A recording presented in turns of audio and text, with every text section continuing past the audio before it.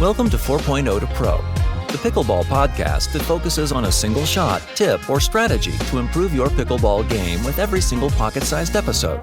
Our goal is to make you better on the court every time you hear our voices. Ladies and gentlemen, welcome to another episode of 4.0 to Pro, your pocket-sized pickleball podcast, where we teach you a single shot or strategy every single episode. I'm Michael O'Neill here in Long Beach, California, joined by my good pal Mircea Marariu in Boca Raton, Florida. You know, I go Raton and Raton. I've said both on this show. What is it? What is it from an actual Boca person? In Boca Raton. Raton. We go the hard O. All right. So you're in Boca Raton. Today, guys, we're going to do a Q&A show. So I put it out there today for some questions, and we were somewhat overwhelmed with questions. I don't know that we're going to get to all the ones we want to today, but we will do our best. And I'm going to start first with my brother Jim in Toledo, Ohio. What's up, Jim? He says, when I work my way up to the kitchen line, I seem to gravitate closer to the center line and get sometimes beaten down the line, especially with better players. Any tips on positioning? And remember, I'm not a spring chicken anymore. So he's 71 and he's 3'5"-ish in that area, 3'5", and he's getting beaten by these kind of 4'0" folks. And I would think, Mircea, that the general idea is to consider following your shot in, whatever that angle is, and cutting off the angles of your opponents, versus just sort of going down that center line and feeling like you have to be in the middle there. I really think that it's really important to follow the shot. And what I mean by that is follow the trajectory of the shot, especially if you're hitting the ball. You have more control because you obviously know that you're hitting in the general direction. So if I'm dropping from the left side and I'm dropping over to the left side, so I'm dropping cross court either with my forehand or my backhand, I generally will approach the kitchen following the trajectory of the ball. So I'll go towards the midline. And I'll tell my partner that if the ball gets hit back from the left side player, that I will cover that middle ball. And I think of the sideline to my left as what I call an additional defender. So if the ball is going to go hard to my left, generally it will go out. And if it goes soft, I can move over to cover it. So if your brother is getting beat, perhaps he's just going a little bit too far over to the middle. Mike Dansel says, and this will be for you, how much work outside of drilling and playing should a 4.0 to Pro be putting in? And I'm going to say that we're probably at the further end of this. You're in tournaments, you're maybe close to that senior pro level or an open 5.0 type level. How much gym time, weight training, mobility work are you putting into the off-court experience, Mircea? I want to kind of approach this on a broader scale, is that one of the great things about pickleball is really the healthy lifestyle aspect of it. And I'm a huge believer in just general health and wellness and exercise. So I really go to the gym and work out about 5 to 6 days a week in addition to playing pickleball. So I'm a little bit extreme in this aspect, but at least 3 days a week, I think you should be doing something besides pickleball, whether that's a, Pilates class, whether it's core work at the gym, whether it's personal training at the gym, some sort of weight training, cardiovascular work, some combination thereof. But it's really important to find something you enjoy. Like, don't just go out and do something for the sake of doing it, because you're not going to be able to do it consistently. So if, you really need to stretch, but you don't love stretching, so maybe stretch for 10 minutes at a time and then do something else, do a little cardio, do some, running on a treadmill, do a rower, whatever it might be. Mix it up a little bit so you don't get bored and you keep your interest and you keep your enthusiasm for it. But definitely get some professional advice to start off with, because they can help set up a program for you. So I'm a huge believer in this, especially core work, especially stretching, and especially mobility work. It's going to help you maintain functional longevity, because that's what we're all after. We want to be playing pickleball, enjoying things actively, through our 80s and hopefully our 90s. We want to just keep things going. So I'm a huge fan of this. One thing, if you came to visit me, Mircea, you would see that I have an adjustable weight kettlebell that's right next to my coffee table in my living room. And if I'm sitting watching football or watching TV or something, I'll just pick it up and do some curls or do some shoulder presses, or I just don't like to just sit and do nothing. It's part of my ADD-ness. But I do try to get something functional while I'm doing something that's somewhat lazy. So that's a tip I have. In fact, if you guys want, I'll send you the link to the one I bought on Amazon. And it's a great piece of kit. And you can change it from, I think, like 7 pounds to 48 pounds or something. And it pretty much gives you everything you need to do like upper body stuff. You can do squats with it. You can actually stay and do a nice little workout if you're watching a TV show for 30 minutes. That's a great idea. Yep. Christy Rogers says, I'm a dominant lefty with an all-around game, but I find it hard to play with a lot of right-handed players. I usually talk beforehand about who takes middle balls, but it's still a struggle. Any other tips? I mean, we've talked about communication a million times on this show, and I think when you break that down, you've got baseline and you've got the non-volley zone or the kitchen that you've got to talk about because you might each have different strengths and weaknesses. To me, if it's a baseline thing, I'll just say who's got the better drive between the two of us. And typically you'll be able to figure that out. And then who might have a faster volley in that middle at the non-volley zone. So the best thing I can say is to continue to try to communicate to them. We have the running theme of communication, and this kind of falls nicely into the running theme. And communication can mean as simple as telling your partner immediately before you're serving. So Christy's a lefty, so say she's serving from the right side to start. So she will say, I'm going to serve to the right. And when that person returns to the middle, I'll take that middle forehand, and you can try to get to the kitchen or put pressure on them if I get a short return. And you can just say that simply right before you're about to serve. The other way you can think about it too is if the ball is going from the right side to the left side, so if it's going diagonally, then Christy is going to have that middle ball with her forehand if the ball is coming back towards the middle. If the ball is going straight ahead, she can also take that middle forehand. But if it's going from the right side player on the left to the opposing player on the left, then it will be the right hand forehand in the middle. So that is one way to look at it. So it's kind of like the X we talked about. I think that you could maybe spice up the pot a little bit, Christy, by giving them a hidden compliment and saying something like, you're really, really athletic and you can dominate on the court. If I take the drive, you're able then to be free to take that next ball and maybe put it away with a good poach. So why don't we try that for a while first and see if it works?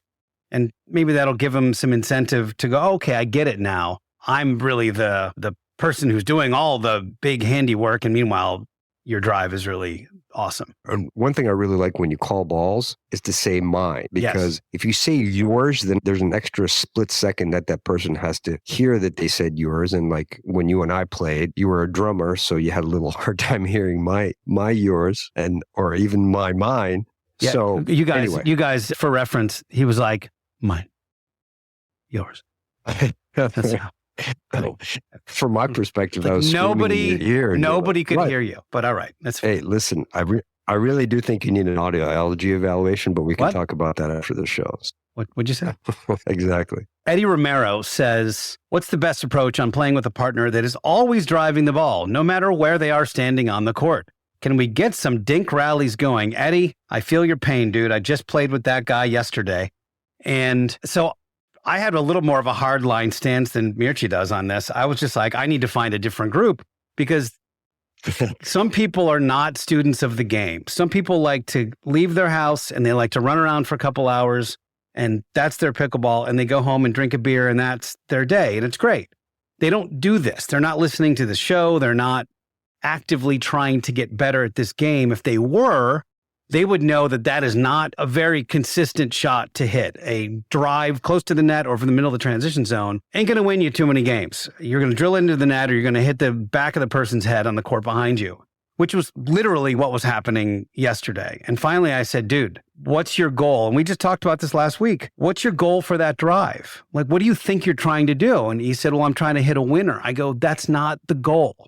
The goal is to get a shorter drop when you hit a drive. So if they at least know what the goal is, maybe that will help if you can communicate to them like, hey, if we're going to drive the ball, let's really work on, as a team, getting to the non-volley zone on serve because we're going to win more points that way. It's very rare for someone, even at the pro level, to win by ripping winners down the line with drives, certainly from the middle of the court. So why don't we give a go at hitting a drive from the baseline. And then when that next ball comes, let's try to hit a drop so we can work our way up to the non-volley zone. My suggestion to Eddie would be tell this guy, hey, I've been listening to this podcast, 4.0 to Pro. And one of the things that they suggested was trying to drop a fifth here and there. So work on maybe dropping a few balls here and there. So maybe if you want to drive a third, we'll both stay back, try to get an easier fifth. And let's try working on dropping a little bit for our fifth and see if that works.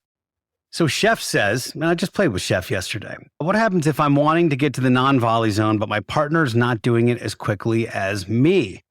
Is it better for me to stay back, or is it better for me to be at the non-volley zone and hope he will make his way up eventually? Same answer as I had the last question, which is, bro, we're going to win more points if we get to the non-volley zone. Is there any particular reason why you're not getting there quicker? And one thing you could do is demonstrate, which I've literally done before. You can demonstrate how difficult it is to field a ball that's being drilled at your feet versus fielding a ball that's going to your waist or to your chest, because it's very, very different. And if someone is able to target, if they can see your feet, they can target your feet. That's what we say. If you can see it, you hit it. You got to have a foot fetish in pickleball, because if you can hit their feet, you're going to probably win more points. And if you say to them, hey, if we're showing our feet to our opponents, they're going to aim for them. So our safe spots are all the way at the baseline and then all the way up at the non-volley zone where they don't have that option. If we're in the middle trying to field these balls, it's going to really be an uphill battle for us. Well, the short answer to this question, it depends, because I will say that if your partner is hitting a decent drop and they're still not coming up, you do have to pinch a little bit more middle, and that will give you an opportunity to poach some balls. So you can advance if they're hitting good drops.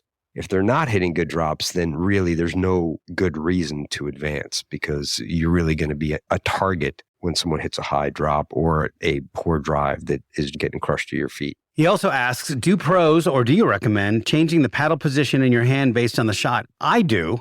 I don't know how everybody else does it.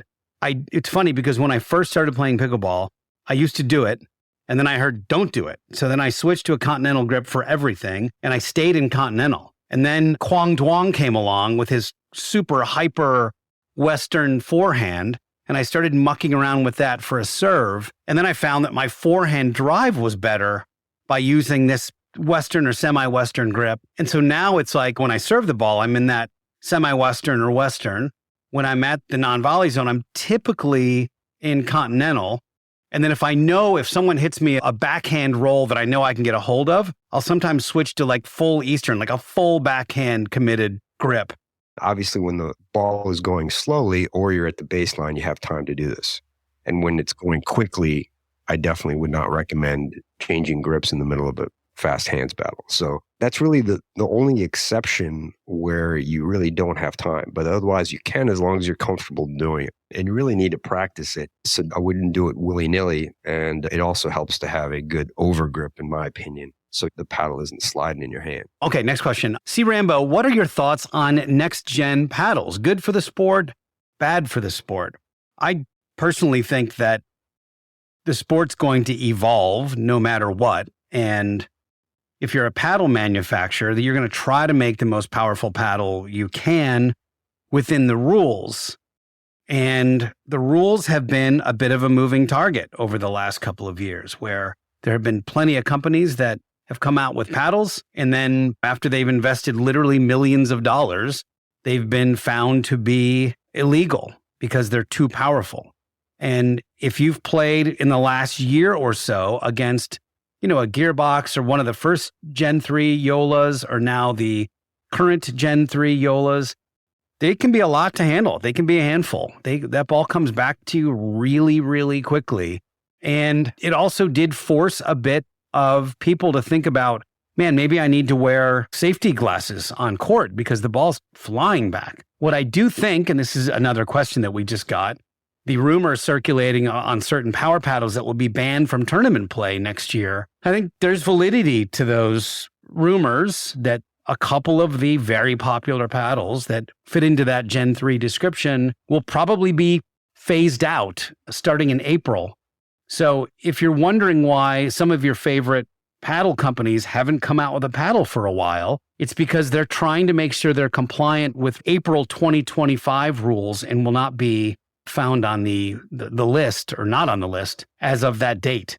So that's, to me, I think they're interesting. I do think the sport is evolving into a faster, spinnier type sport. But you could make the argument that it's getting too powerful, and if we tone it back a bit, we'll have some longer points. Yeah, I think when the velocity of the ball comes off the paddle far beyond the expected stroke mechanics and you can't react to it, I think that that's an issue. And the paddles aren't really failing because they're too powerful. They're failing because they're degrading or they're evolving and changing in terms of their playing characteristics versus how they originally passed. So that's why they're failing. So they're failing because there's some chord disruption, or and sometimes you can hear it when you pinch the paddle. You can hear like an audible crunch, or if you tap a ball with a paddle that fails versus a brand new paddle, you can hear the difference. So the more powerful paddles are just not as much fun to play against or with in rec games. The points are just much shorter. Okay, Moko Pickleball says, I'm a 50-year-old female, no racket sport background, but a good athlete. I've made it to 4.5/50 and dabble with some senior women's doubles. I have a solid game, but compared to my peers, have little power. How realistic is it that I can add a two-handed backhand to my game? Is it something I should be investing my time into at this point? So if you are an early listener to this show, you know that I had that exact same situation at the beginning of 2003. And I decided, you know what, I'm going to do this. I'm going to actually learn a TUI. And I will say, for me, unequivocally, it's the best thing I've done in my pickleball game. Not only for a two-handed backhand drive, which is handy for singles. You don't see it a ton in doubles. Maybe if you're right-hand side and there's a middle ball and your teammate tells you to take it, okay, maybe you can do it then. But for me, being on the left side and having a two-handed backhand dink roll that I can control not only the top spin, but I can also speed up, which I do often from that side and from that configuration, and change direction on it. It's so much better. I also find that when I'm on defense, it's really nice to have a two-handed volley or a two-handed defensive position handy in the chamber because it's just a more comfortable, more stable environment. So if you find that you don't have a lot of strength and people are railing balls at you in the middle of the transition zone and your wrist is, I'm saying breaking, but you know what I mean, where it's kind of folding under the power of the shot. Really nice to have that second hand on there. And I think the more you get used to that second hand on there, the better. So what I would do is I would go back, and while Mircea fields this, I'm going to tell you what episode it was. We did a whole episode on transitioning to a two-handed backhand and what I was going through while I was going through this process, which was mostly a lot of left-handed wall time. Well, I'm a big fan of improving your game all the time. So if you feel that you lack some power with your backhand or just in general, it's definitely a skill you can work on. And you just need to have some time dedicated to drilling. And I think it would be helpful to maybe get some lessons from a professional or watch some YouTube videos and practice. And yeah, one of the best drills is to hit left-handed. I mean, when I was coaching some people and we were working on their two-hander, or especially the two-handed roll, I would basically have them dink cross-court from that left side using their left hand. So we would do, 20, 30 dinks using their left hand, and then they would add the right hand on the paddle, and that would instantly be a two-handed backhand roll. It's exactly what I did. Yeah, I mean, it's one of the best ways to do it. So it's episode 10, if you guys want to go back and listen to that particular episode. And my two final tips on it are, number one, it probably took me, I started trying to use it within a week or so of starting it, and it wasn't great. It was probably month 3 by the time it felt comfortable enough that it would show up in my game without me having to think about it and force it. And then number 2, you have to embrace the suck. And what I mean by that is it's going to be bad for a while, and you're not going to go to it when you think you should. You're going to make mistakes when you do go to it. It's going to be kind of a bummer while. but then it won't. Eventually, it will get better, and you will find that it's, first of all, to me, one of the most fun shots, and second of all, a real asset on the pickleball court. Farzad says, how do you approach companies to get sponsorship, not just becoming an ambassador? And what are things you need to pay attention when you are about to sign the contract? Much appreciated. So if you don't mind, Mircea, I'll take the first crack at this one. I have been a sponsored athlete of some sort since I was 12. And I was a BMX kid. Wow. Yeah, I was a BMX kid and was able to get all my bike parts paid for and all those kinds of things. And then as I transitioned into being a mountain bike racer and then a car racer, and then starting my YouTube channel and then this pickleball show. I have a Porsche restoration YouTube channel. And one small story of that is when I only had 1,500 subscribers, I have like 32,000 now. But when I had 1,500, I approached this company that makes air conditioners for vintage Porsches. And this is like a 1969 Porsche 911. And they were expensive. They were $5,000, $6,000. And they took a chance on me. And the reason they did that is because I was good on camera and good on a microphone, and I was tapping into a market. I'd shown them years of consistency in posting on message boards, that kind of thing, where I knew what I was doing. And I also understood right out of the gates that it's very little about what you get out of that arrangement. All they are thinking about is what's in it for them. What can you give to them by being effectively a free or very inexpensively paid salesperson for them? So this air conditioning company sent me this $5,000 unit. I did a 5-part install series on that particular part. Well, we sold 28 of them at $5,000 each. So for whatever that investment was on their end, maybe $2,000 of sending me this free thing, they made $120,000. It was a very good deal for them. So obviously we have a very good relationship now. But if you think about your assets and what you can bring to a company a lot of times, especially if they're small, doesn't have a huge sales force. So if you have a social media following, or even if you don't, are you dynamic enough that you're getting in front of people with Reddit posts, with message board posts, with Facebook posts? Can you put something together that will use your time to make them look fantastic? Can you do unboxing videos? Can you start a podcast? Those kinds of things. That's all what a company is looking for a sponsorship. So when you approach that letter, and I actually have a template for a letter. If you write me, Farzad, if you write me at picklehelp.com, I will send you a PDF of an example of a letter that you can send to a company. This is something I spoke about at a conference a few years ago that could help you potentially get a sponsorship. And it's very rooted in what I just said, which is very much what is in it for them. How can you make them look amazing? And if you have the time and energy to do it, then it can work out for everybody. Yeah, I mean, one thing I would add to that is you also have to have a clear idea of what you're wanting to get out of it. Is it free product? Is it you want to make a little bit of money? What are your primary goals? And does this company have good products and are they good people to work with? For me, at this stage in my life, it's really much more about that rather than some of the monetary benefits. But obviously, when people are younger, they're more into the monetization of this.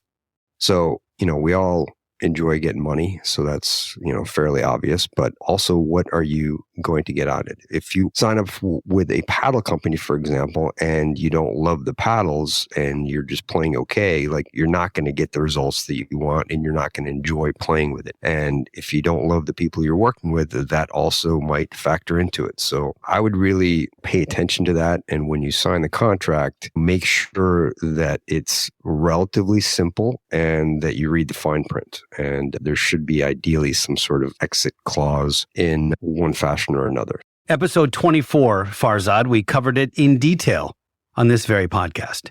Lastly but not leastly, this is going to be right to you. How about last but not least? All right. I like lastly but not leastly. It's funnier. Do you agree with Dane Gingrich's post regarding the third shot drop? It should be put on the back shelf and only used when absolutely necessary. That's going to go to you because Dane was your partner a week and a half ago here in Newport Beach. Yeah, I've been fortunate enough to play a bunch of tournaments with Dane, and we've also had the good fortune of generally doing really well. But it's really a joy to play with him because we're able to communicate very effectively. And even if we get down to matches or lose some points here or there, we are at least kind of rowing in the same direction for the most part. The nice thing is that we can talk to each other and, notice patterns and discuss these patterns and come up with different strategies or basically different options in terms of trying to get the patterns that we want. And this actually came up in the recent tournament that we played, is that we were playing Tao Tonban and Stefan Andren. And Stefan, for those who don't know him, is, I don't know his exact height, but sometimes when you're playing against him, it feels like he's 6'10", and he's all arms and he has incredible reach. He's a tall drink of water. He is. He's a tall Swede, great guy, and excellent player. He's really been improving in his game, and he was playing great. And he was taking a lot of the drops and putting a lot of pressure on us, and we were having some trouble getting to the kitchen with drops. And so I was talking to Dan. I said, "Hey, let's try driving a few and try and get a better fifth." And then we were able to get up a little bit better. So I think his statement is a little bit hyperbole, that it should be completely put on the shelf. In the appropriate context, the drop is still a great shot, and it allows you more time for you and your partner to get up to the kitchen to advance. But I definitely think that a third shot drive to set up a fifth shot drop, or sometimes a fifth shot drive to set up a seventh shot drop, is definitely an emerging strategy more and more, especially in the pro game. And just maximize your skills. If something is working, you're able to keep doing it. Absolutely. If you have a great topspin drop, there's a bunch of pros that have this. Just watching MLP the other day, and Jackie Kawamoto has a great topspin drop. Georgia Johnson has a really good topspin drop. Use that skill and maximize it. If you're getting traction with what you're doing, keep doing it. Now, if you're not, it's always really good to keep the other skill that you have, the third shot drive or the fifth shot drive, in order to set up the next shot drop. Eventually, you are most likely going to have to drop as you get better as a 4.5, 5.0, and ultimately to pro. That's what the show is about, is everyone getting better. Folks, if you're looking for a pickleball paddle, and aren't we all, consider a Carbon Pickleball paddle, crbnpickleball.com. They've got a huge array of paddles. I have recently been playing with the 1X 14 millimeter, which has been new for me. And with a little bit of weight on it, it is quite a paddle. I really love it. They've also got amazing water bottles, killer soft goods, just a lot of really great stuff. So check them out at carbonpickleball.com. Use the promo code 402P at checkout for 10% off of your gear. And Mircea, congratulations on your, I think, second Q&A episode. And Thank you. And I would like to thank everyone for taking the time to submit these questions and for listening. We really, really appreciate it. We love feedback. We love questions. We'd like to do 2 takeaways from today's show are: number 1, do something besides just playing or drilling outside the court. Some sort of mobility, strength training, flexibility training, core work. Do something to maintain that functional longevity. And then number 2, we're kind of back to the same thing. Communicate with your partner. You can communicate briefly right before you're about to serve. When you or they have an idea of where you guys are hitting, a drive or a drop helps your anticipation and your ability to get up to the kitchen tremendously. Excellent advice, sir. Folks, I hope you enjoyed today's show as much as we enjoyed doing it. Go have some fun on the pickleball courts. Thank you for listening. As always, we'll see you next time. Thank you for listening to 4.0 to Pro. For more tips, find us on Instagram at 4.0 to Pro. If you have a pickleball question, submit it at picklehelp.com. Now, get out there and dominate. But don't forget to have fun.